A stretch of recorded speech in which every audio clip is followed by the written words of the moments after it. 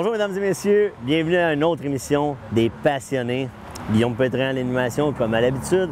Et aujourd'hui, on s'en va parler de tatou avec Joanie Dallaire. Et oui, les tatous mesdames et messieurs, une mode, une passion. Suivez-nous, Octopi Tattoo.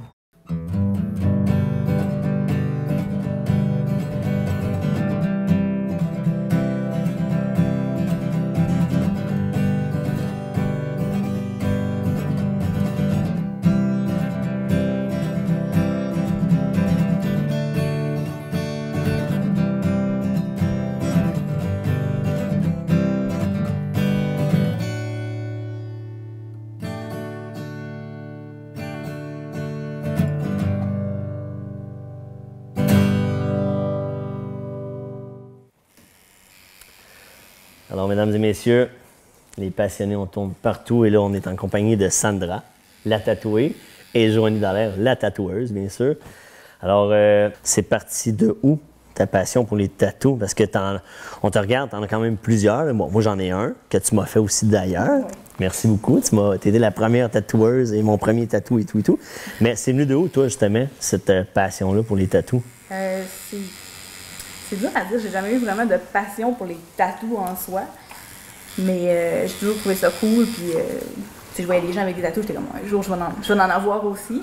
De là à dire que je voulais en faire, c'est plus arrivé comme concours de circonstances. Là. Explique, ouais, raconte-moi ça. Là. C'est quoi les... Parce que moi, il n'y a pas de circonstances qui m'ont emmené à devenir tatoueur. Là. Comment qu'on devient tatoueur, justement? En fait, j'avais étudié en art plastique au cégep à Chicoutimi, qui était, à l'époque, c'était mon plan B. Parce que j'avais pas été acceptée dans mon programme que je voulais faire au départ. Puis après ça, j'ai été faire mon programme que je voulais faire à Montréal. C'était en animation 2D, 3D. OK. Puis j'ai vraiment détesté ça. J'étais un peu perdue parce que c'était ça mon plan A. J'aimais pas ça. Puis c'est ça, j'habitais à Montréal. Puis j'ai rencontré un gars qui connaissait un gars qui faisait du tatouage, qui donnait des cours de tatouage. L'homme qui a vu l'ours. Ouais, puis c'est ça. Fait que je suis rentrée en contact avec ce gars-là. Il m'a vendu mon premier kit à tatou. C'était vraiment horrible. J'ai payé beaucoup trop cher pour ce que c'était d'ailleurs. Tu te souviens-tu de ton premier tatou que tu as fait? Ah ouais, je m'en rappelle. C'était sur toi? Non. Non? Le premier tatouage que j'ai fait, c'est sur mon chum, c'était mon cobaye. OK. Le valeureux. Ouais. Courageux. Puis, mais ça, c'était clair par contre, hein, le premier tatouage que j'allais faire, s'il était laid, s'il n'y avait pas un once de potentiel, j'allais pas continuer là-dedans. Là. Quand j'ai fait mon premier tatouage, je te dirais que c'est là que j'ai fait OK. Le déclic s'est fait. C'est ça que je vais faire dans la vie. Puis, à cette époque-là, je restais encore à Montréal. Puis, bon, j'avais comme lâché l'école. Puis, j'ai jamais plus ou moins habité Montréal. Puis, on est revenu ici au lac. Oui, parce que là, c'est quand même vivre de son art au Lac-Saint-Jean. Cet art-là, c'est quand même pas évident non plus. Bien, au départ, je pouvais pas. J'avais quand même deux emplois. Bien, en fait, j'avais un emploi à temps plein. Puis le soir, les fins de semaine, je faisais du tatouage. Jusqu'à temps que je me rende compte que finalement, ça pognait beaucoup plus que ce que je pensais. Puis là, j'ai commencé à pouvoir réduire à mon autre travail, si tu veux, jusqu'à temps que j'ai fait bon, ben ça y est, je me lance, je fais ça à temps plein. OK. C'est vraiment stressant, là, mais... Non, mais ça, c'est un défi. C'est la vie est pleine de défis. C'est vraiment le plus beau move que j'ai fait. Par contre, tu sais, faut avouer que c'est vraiment pas stable comme métier. Si mes clients viennent pas le rendez-vous, moi, j'ai pas de travail. L'argent rentre pas.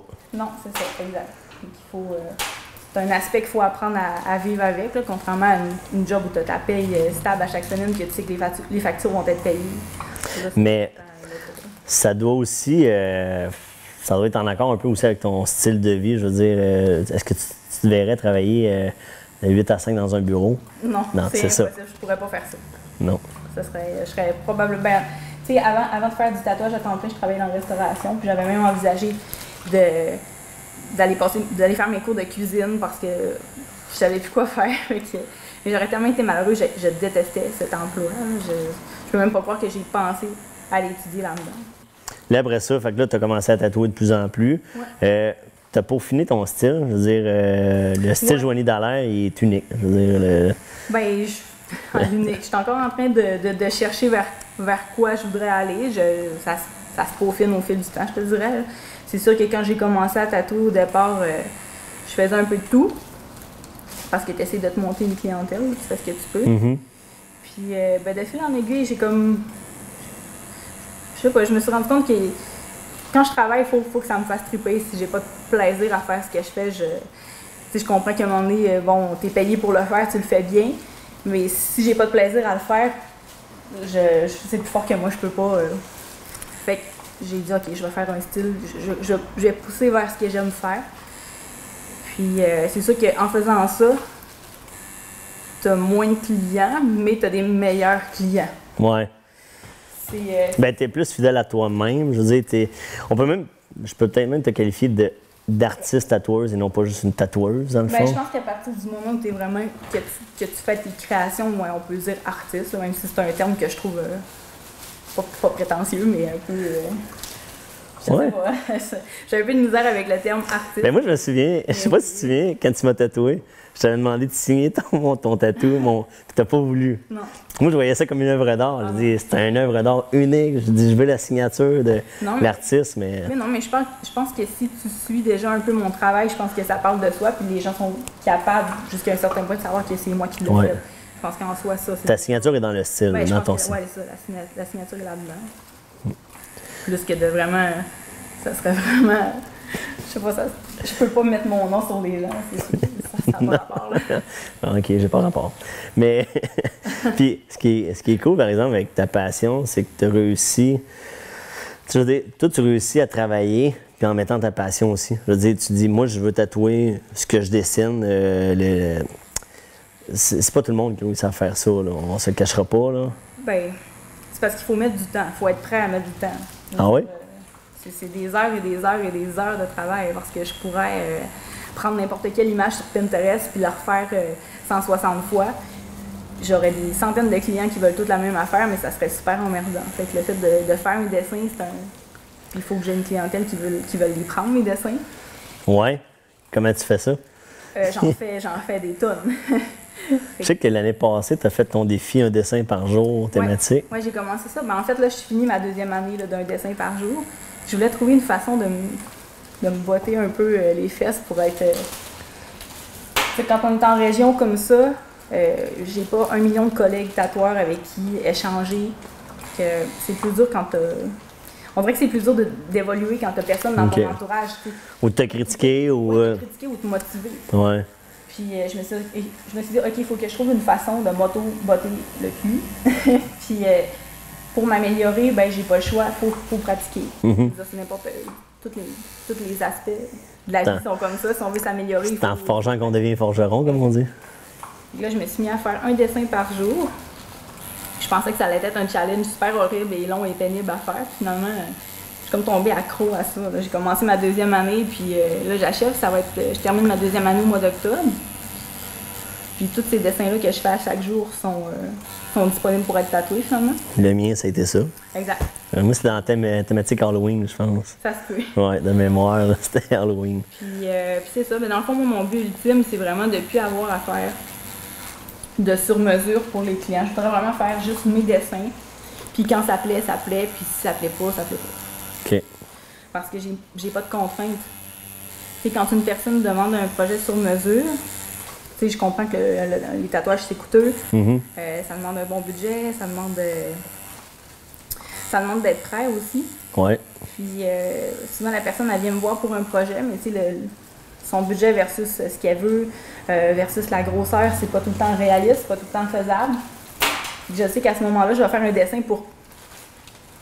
Tu sais, un peu pour... je peux pas donner mon 100% parce que je sais que, bon, la personne n'a pas nécessairement le budget pour le faire. Ou on discute du projet, puis je me rends compte que, bon, elle changera pas d'idée, fait qu'on... pas que je veux la faire changer d'idée, mais je voudrais y amener une façon de le voir autrement. Parce que t'es vraiment impliqué dans... C'est ça, je dis, tu sais, quand on fait la différence entre la passion puis juste tatouer pour tatouer, tu donnes de toi-même dans ce tatou-là. Là. Oui, bien, je veux être fière aussi quand je vais terminer le tatouage. Je veux dire, c'est quand même ça ma signature aussi. Là. Je fais quand même des projets qui m'allument moins, mais je m'arrange toujours pour qu'au final, je sois satisfaite du projet quand même. C'est important, je trouve. Là. T'as-tu déjà, tu sais, tantôt tu me disais, ah, tu sais, en région, il y a moins de monde, moins de tatoueurs, tout ça. T'as déjà pensé de t'en retourner dans un grand centre pour tatouer? Non. Non? Non, jamais. Mais je suis amenée à faire des conventions. Ben, je vais souvent tatouer dans des shops d'amis tatoueurs à l'extérieur. Et je pense que ça, c'est une bonne alternative pour développer ma clientèle. Puis, Mais là, sans être obligé d'habiter ailleurs, finalement. Ouais. Ben oui, on a l'exemple avec Sandra ici présente, mesdames et messieurs. Elle s'est déplacée de Deschambault pour se faire tatouer. Fait que t'as quand même une bonne réputation, là. Ben, en fait, On se le cachera pas. On s'est vu en convention 2 fois, les 2 dernières années. Puis là, ben, c'est vraiment le fun. Elle vient ici me voir faire son tatouage. J'étais vraiment contente. Je l'ai dit le matin, justement, quand elle est arrivée. Je suis là, ah, ça me fait super plaisir. Là, ça fait 8 ans que tu disais que tu tatouais. T'as-tu vu une évolution dans la mentalité des gens? T'sais, les gens prennent ça plus au sérieux, moins au sérieux. Je veux dire, quand c'est à la mode, on se le cachera pas, là, le tatou. Là. Comment tu deals avec ça, justement? Comment tu... C'est ça, comment les gens voient le tatouage? Oui, c'est ça. Puis toi, ton opinion par rapport à ça, les tatouages mode, à la mode, ou peu importe, cette mode-là de tatouage, je veux dire. Je pense qu'à une époque, les gens... C'était vraiment les bums qui se faisaient tatouer. Ouais. À cette heure, c'est vraiment plus... Ça s'est démocratisé, là. Oui, c'est accessible à tous. Là. Puis maintenant, il existe beaucoup d'artistes tatoueurs. Donc la personne n'est pas obligée d'aller se faire tatouer une panthère agrippée sur le mollet comme des années 90. Je veux dire, il y a toutes sortes de tatouages maintenant. Donc je pense qu'à ce niveau-là, c'est plaisant.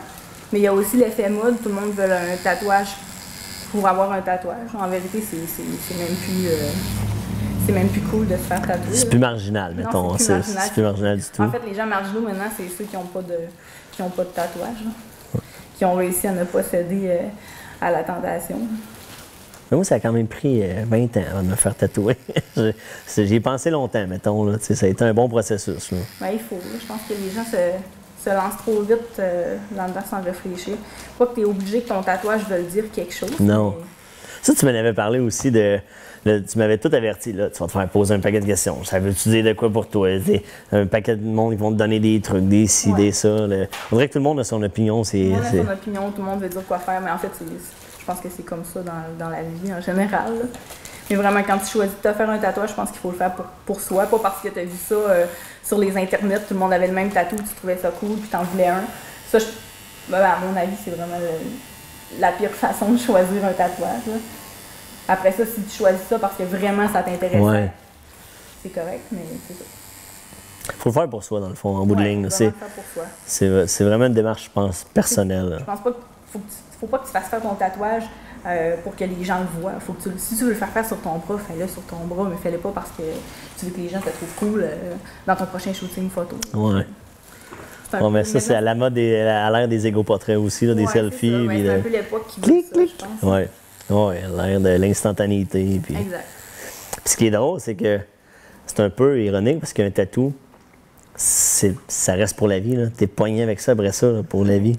Fait que, tu sais, autant ça peut être cool sur le moment, autant ça, j'ai ça à vie, mesdames et messieurs. C'est ça, il faut quand même y réfléchir un peu parce que peut-être qu'à ce moment-là, tu trouvais que c'était super intelligent, mais c'est aussi la stabilité de la vie aussi. Je veux dire, les tatouages, ça devient de plus en plus accepté, mais c'est pas le cas partout. C'est pas accepté encore partout. Non? Ben, je veux dire, il y a quand même des emplois où ils te rappelleront pas, soi-disant parce qu'il y avait une autre raison, mais ça va être parce que tu avais des tatouages. Puis je pense que ça va changer, mais il faut y réfléchir quand tu vas faire des tatouages. Puis il faut y réfléchir, mais en même temps, il ne faut pas non plus avoir peur. Si tu as l'envie de te faire tatouer, il faut que tu fais-le, vis l'expérience. Parce que là, il y en a beaucoup qui disent « Ouais, mais même que tu vieillisses. » Ouais, mais même que je vieillisse, c'est un élément de ma vie, comme une cicatrice va faire partie de ma vie, comme mes rides vont faire partie de moi vieillissant. Je veux dire, c'est comme n'importe quoi. Mais je le dis souvent, je pense que quand on va avoir 80 ans, on va avoir beaucoup d'autres choses à s'occuper que notre tatouage. Notre peau tatouée.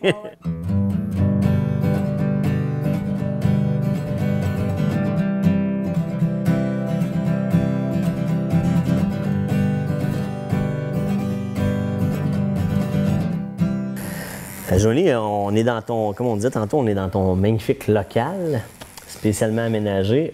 Mais t'es pas tout seul à travailler ici, là? Non, on est 3 à tatouer ici. OK. Puis c'est... Êtes-vous genre 3 tatoueurs dans le même style? Non? Non, vraiment pas. OK. Tu peux-tu m'en parler un peu de base? C'est quoi le... Oui, ben dans le fond, moi et ma collègue Marie-Michel, dans le fond, le local est comme on le loue à nous deux. OK. Puis Marie, elle a fait vraiment du réalisme. Réaliste, on parle de quoi? Mettons, Du ceux qui... portrait. Elle est capable de vraiment, mettons, prendre la photo puis de la tatouer. Ouais, c'est ça. Ah ouais? C'est vraiment ça sa spécialité. Est-ce qu'elle va m'embellir? Tu regarderas ça avec. OK. Ouais, c'est ça. Elle a fait du réalisme. Elle se spécialise plus dans le portrait.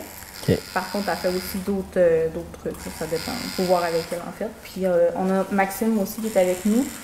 Lui, il fait un peu de tout pour l'instant. Ça fait pas longtemps qu'il tatoue. OK. Ça fait peut-être un petit peu plus d'1 an. Puis, c'est ça. Lui, il est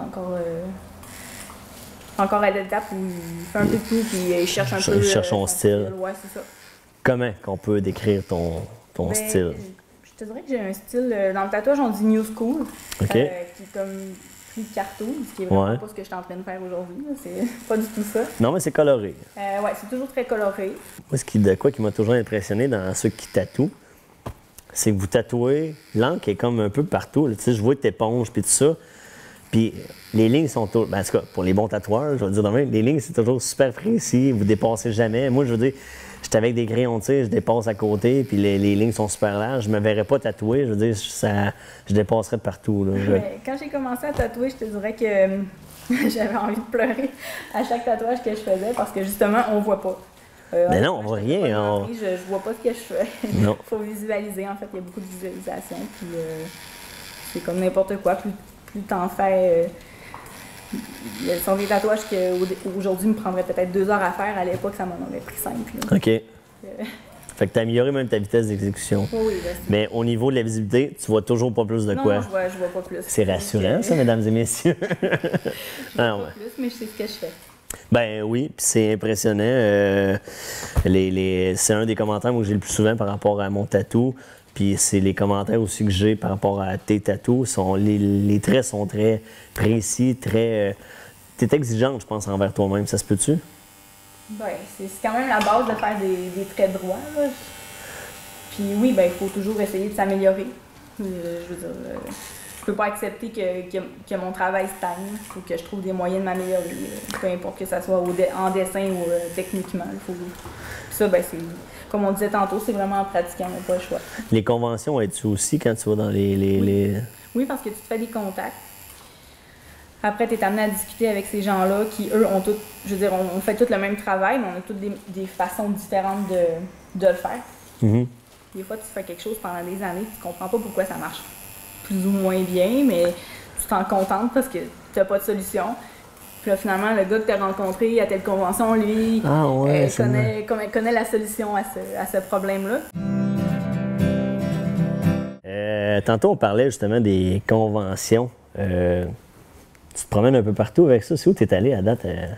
Bien, la plupart des conventions que j'ai faites sont soit à Québec ou Montréal, Trois-Rivières. Sinon, au mois d'octobre, là, je vais en faire une à Nantes, en France. OK. La première fois que je fais une convention à l'extérieur. Donc. Mais c'est pas la première fois que tu t'en vas à l'extérieur. Non, bien, au mois d'avril dernier, j'étais allée passer 1 mois en France pour aller tatouer. Par moi-même, là, juste pour le fun. Un petit voyage comme ça. Ouais, je me suis dit que c'était une belle opportunité de pouvoir... je peux faire mon travail n'importe où. C'est vrai. Mais ça doit être assez rare, par exemple, les voyageurs qui traînent dans leur pack-sac une machine à tatouer. Ben, il y a beaucoup de tatoueurs que je connais qui le font. Ah ouais? Ouais. C'est pas dur à passer aux douanes, puis... Ben, en Europe, ça a l'air que c'est pas trop compliqué de se passer. C'est sûr que tu vas passer aux États-Unis sans un visa de travail ou quoi que ce soit, là. OK. Mais ouais, non, en Europe, ça a bien été. Puis tu vois-tu des différences en Europe? Tu sais, je veux dire, même si on sait que le tatou, c'est universel, je veux dire, y a-tu... Ben, je te dirais que ce qui m'a le plus frappé, c'est les différences au niveau des normes d'hygiène. OK. Il y a beaucoup de choses que j'ai vues là-bas que tu ferais pas ici. qui ne seraient pas acceptées ici. Là. Je ne sais pas si c'est juste aux endroits où je suis allée, mais je suis allée quand même à 2 endroits différents. J'ai vu plusieurs tatoueurs travailler. Puis à ce niveau-là, j'ai fait OK, c'est très différent que chez nous. On est très ici, on est très. Tout est aseptisé. Aseptisé, exactement. Ouais. Tandis que là-bas, c'était pas pareil. Ben, sans rentrer trop dans les détails non plus, parce que je pense qu'on pourrait faire une émission là-dessus, sur les normes d'hygiène, puis tout ça, mais. Tu es quand même très, très protocolaire. On le voit dans la façon que tu travailles. Ben, je pense qu'on peut pas être parfait. On essaie de faire le plus qu'on peut parce qu'on travaille avec le sang des gens, la peau. On n'est jamais à l'abri qu'il arrive quelque chose, mais il faut faire le plus qu'on peut. Puis il existe une formation qui se donne aussi ici que tu peux passer pour... c'est une journée, dans le fond. OK. Puis ça va te former au niveau des contaminations croisées, les maladies, ces affaires-là. Puis après, tu as un beau petit diplôme que tu peux être fier d'afficher. Tu l'as-tu? Ben oui, je l'ai. Il est-tu affiché? Ben oui, il est affiché. Ah, ouais, bon. Puis ouais, c'est ça. Pour justement, puis c'est important, je pense, de le passer parce que c'est pas à négliger la santé des gens. Puis notre santé à nous. Parce qu'en fait, la personne qui est le plus en danger, entre guillemets, c'est moi parce que je travaille dans le sang des gens à tous les jours. Tandis que, à partir du moment où le matériel est neuf, il n'y a pas vraiment de risque. Mais... Ben, comme, moi, j'ai mes amis, ils sont partis en voyage en Nouvelle-Zélande, ça, puis ils revenaient avec plein de tatouages. Je fais comme, man, tu t'es fait tatouer sur le bord de la plage? Ouais. Ben oui. Je fais comme, ah, je sais pas. Ouais, non, mais ça dépend après des gens, de ce qu'ils sont prêts à accepter, mais c'est ça, il faut. Je pense que c'est vraiment pas un aspect à négliger. Puis, tu sais, là, justement, là, tu t'en retournes en Europe. C'est quoi tes ambitions avec ça? Je veux dire, oui, là, tu vis de ton art, c'est cool. Tu progresses d'étape en étape. Tu te vois où prochainement, dans les prochaines années? Je veux dire, t'as-tu un plan de carrière? Non, je sais pas. On verra où ça me mènera. Je sais que un de mes buts que j'ai depuis que j'ai commencé à tatouer, c'est mettons qu'on rêve, là. Ouais, c'est ça. C'est de faire la convention qui est le mondial du tatouage à Paris. C'est comme la plus grosse convention, ben une des plus grosses. C'est même pas genre Las Vegas, ça, c'est vraiment à Paris? Ben, ça, c'est une des plus grosses, je te dirais. Puis moi, depuis le début, c'est elle que je connaissais, puis c'est elle que je me suis dit, un jour, je sais pas quand, ça sera dans 30, dans 40 ans s'il faut, mais je vais la faire, cette convention-là. Puis ben là, déjà, j'en fais une en Europe, c'est déjà une ouverture, si on peut voir ça comme ça. T'es-tu déjà allé voir ça à Paris? Ou... Non, j'ai jamais été la voir, j'aimerais ça aussi y aller comme visiteur. OK. Ce qui paraît, c'est juste fou comme événement. Il y a tellement de gens que tu peux même pas marcher dans les allées, il faut juste que tu suives la vague. Puis tu suis le trafic. Oui, c'est ça, tu fais ce que tu peux pour regarder. Puis c'est quoi qui se passe dans une convention? Les gens, ils se font tatouer, puis c'est des milliers de tatoueurs. Oui, puis... c'est ça, mais c'est un peu comme n'importe quel Expo Habitat, Expo Nature. Les gens chacun son kiosque. Chacun son kiosque vient vendre un peu son travail, tandis que nous, ben la différence, c'est qu'on est en train de travailler sur place en même temps. On a nos portfolios, on peut... dépendamment des tatoueurs, il y en a qui vont avoir des prints à vendre, des stickers, plein de cossins en rapport avec leur art, si tu veux. Puis c'est ça fait développer ta clientèle aussi. Tu fais des contacts avec d'autres shops de tatouage, donc après tu peux plus voyager, un pied à terre ailleurs, tu te fais des amis. Je pense que c'est ça. Toi, t'en as-tu des... produits dérivés de ton... Parce que le commerce, c'est Octopi Tattoo. Ouais. Ça, c'est drôle aussi. Ça vient d'où, là? On n'a pas parlé au début, mais mettons ça... En fait, c'est vraiment pas compliqué. Premièrement, j'aime ça, les pieuvres. OK. Puis, je trouvais ça cool au départ parce que, bon, la pieuvre a comme 8 tentacules, un cerveau par tentacule. Puis, je fais tout. Je fais les dessins, je fais les tatous. Je réponds aux messages. Je suis à la minute secrétaire. Ouais, t'es multitask. Ouais, c'est ça. Je trouvais que ça représentait ça représentait bien un peu ce que je fais. Puis t'en as-tu des produits dérivés ou t'as-tu... Ben, j'ai fait quelques prints pour la première convention que je faisais parce que je voulais avoir un beau kiosque avec plein de trucs à afficher. C'est quelque chose que j'aimerais faire. Développer la marque? Développer, oui. Ah ouais? J'imagine que si tu passes en même temps, tu vas pouvoir mieux vivre de ton art aussi. Ben, faut quand même penser à un plan B, parce que je pense pas pouvoir faire ça jusqu'à 60 ans. Physiquement, je pense pas pouvoir. Okay. Puis je me dis, ben peut-être si je peux avoir des prints à vendre, puis si je me développe une clientèle à ce niveau-là, plus support visuel artistique, plus que tatouage, je sais pas trop comment dire ça, ça pourrait être une option. Je pense que travailler là-dessus au fil du temps. Puis de la reconnaissance de tes pairs, tu souhaites ça... à quel niveau comment qu'on a une reconnaissance, justement, quand on est tatoueur? Je veux dire, les gens reconnaissent ta signature de plus en plus, ça c'est cool. Mais sinon, au niveau des tatoueurs, vous encouragez-vous? Comment ça fonctionne? Y a-t-il un gala du meilleur tatoueur de l'année? Non? Il n'y a pas de gala. Dans les conventions, il y a des concours. OK. Mais il faut vraiment prendre ça... faut pas prendre les concours au sérieux. Ça marche beaucoup si tu connais les juges. Les contacts. D'avoir des prix. C'est flatteur quand t'en gagnes un, mais c'est pas représentatif de ton travail ni des efforts mis. Faut que tu te fasses confiance pas mal là-dedans. Oui, c'est c'est un milieu qui est dur parce que je pense que le milieu artistique, peu importe la branche que tu fais, c'est très critique. Les gens sont très... on se compare, on essaye c'est un milieu cruel, je pense, un petit peu. Les gens ont tendance à être des fois jaloux. Quand tu trouves des gens avec qui tu t'entends bien, mais tu te fais ton cercle d'amis avec eux et tu te concentres là-dessus parce que c'est quand même...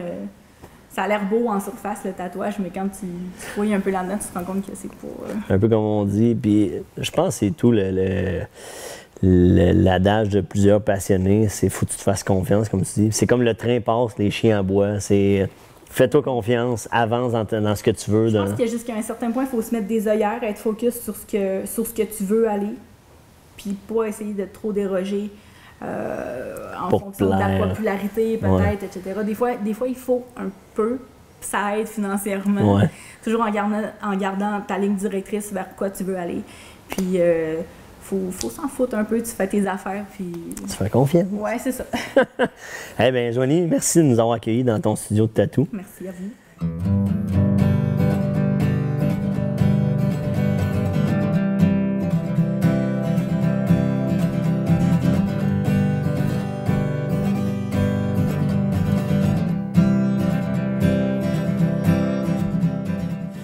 Et c'est déjà la fin pour une autre émission des passionnés, mesdames et messieurs. Merci d'avoir été à l'écoute.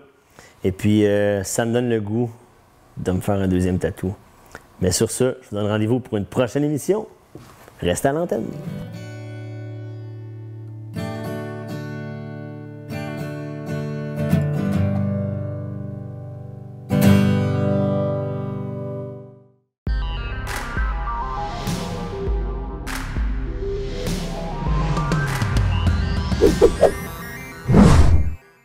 Épargne Placement Québec présente le risque selon Simon.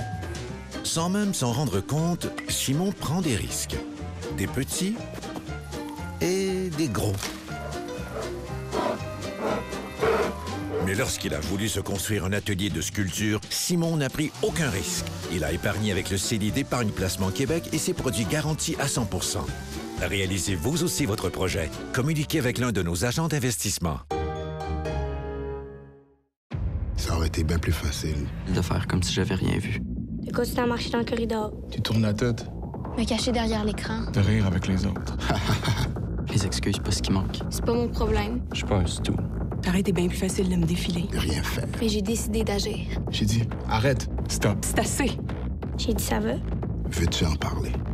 Parce qu'ensemble, Ensemble, on est plus fort que l'intimidation.